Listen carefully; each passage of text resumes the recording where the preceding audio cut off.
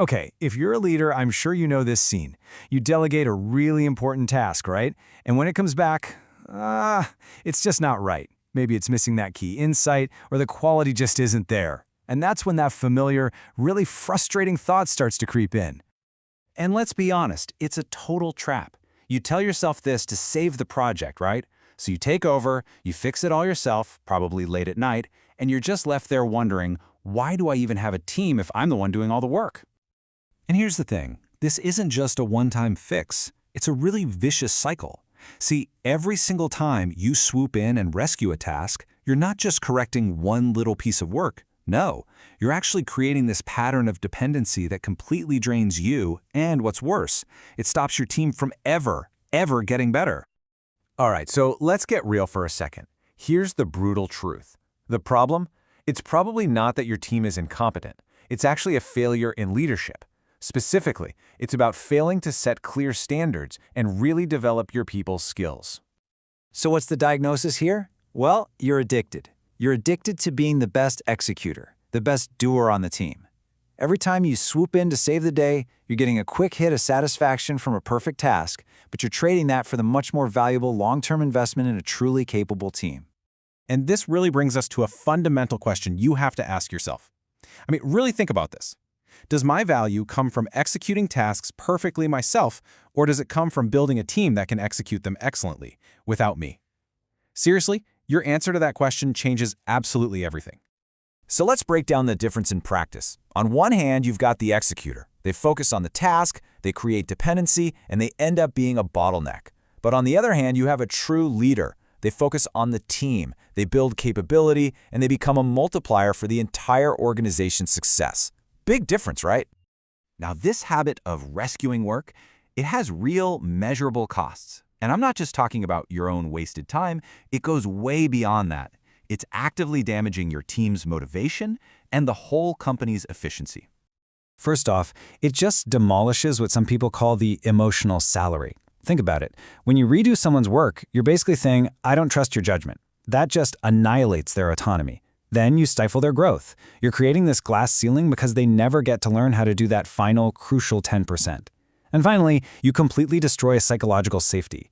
Your team starts to get scared of delivering anything that isn't absolutely perfect, which just leads to paralysis. And second, you're generating a ton of operational waste. First, there's the obvious one, rework. The task gets done twice, once by them, once by you.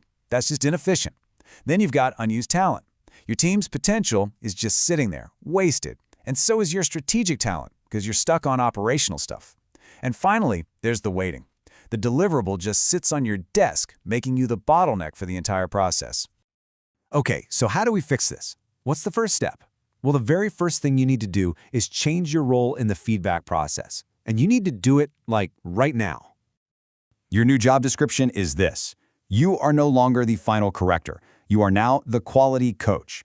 It's that classic saying, right? Stop giving your team the fish and start teaching them how to fish for themselves. So, the very next time you get a deliverable that's maybe an 8 out of 10, I want you to resist that powerful urge to just fix it yourself. Instead, I want you to say this. Instead of correcting it myself, let's do it together.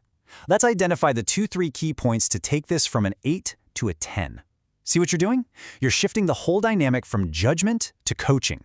You're not just fixing the work, you're fixing the process and building a skill for the long run. Okay, so that one-on-one coaching is a great first step. But for this change to really stick, you need a system. You need something that stops those tasks from constantly boomeranging right back to your desk for the final fixes. We're going to call this the anti-boomerang system, or, a protocol for quality delivery. You could even give it a fancy formal name like PNIC001 to show everyone this is serious business. The key here is that this is a system you build with your team. And the goal is super simple. Make quality an explicit, shared responsibility instead of just something you inspect at the very end. And the flow is actually really straightforward but super powerful. First, alignment. You and your team members sit down and co-create a definition of success checklist. What does done and great actually look like? Second, they do the work, the execution part. Third, and this is key, it goes to a teammate for a peer review using that same checklist. Fourth, the employee makes any changes based on that peer feedback. And then finally, step 5, it gets delivered to you, but only after it's already passed that peer review. You see? The boomerang gets stopped before it's even thrown. So this completely transforms your role. You're no longer the inspector on the assembly line checking every single item. You become the auditor of the process. You can just randomly review, say, 1 in every 5 checklists to make sure the system is working.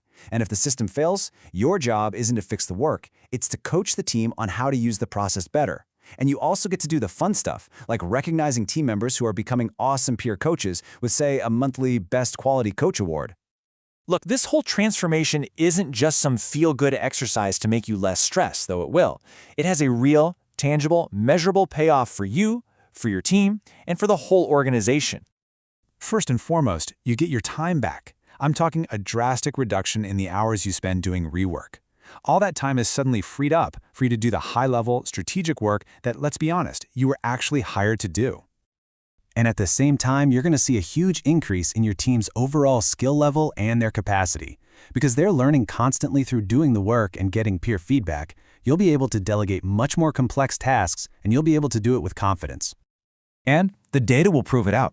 You'll see the error rate in final deliveries go down. At the same time, you'll see team autonomy scores and the team's total capacity go way up. I mean, it is a clear win-win-win on every single metric that matters. So, it all comes down to this final question, and it's for you. That urge to be the hero, to swoop in and save the day. I know it's strong, but real, true leadership isn't about being the hero. It's about building a team of heroes. So are you ready to make that shift?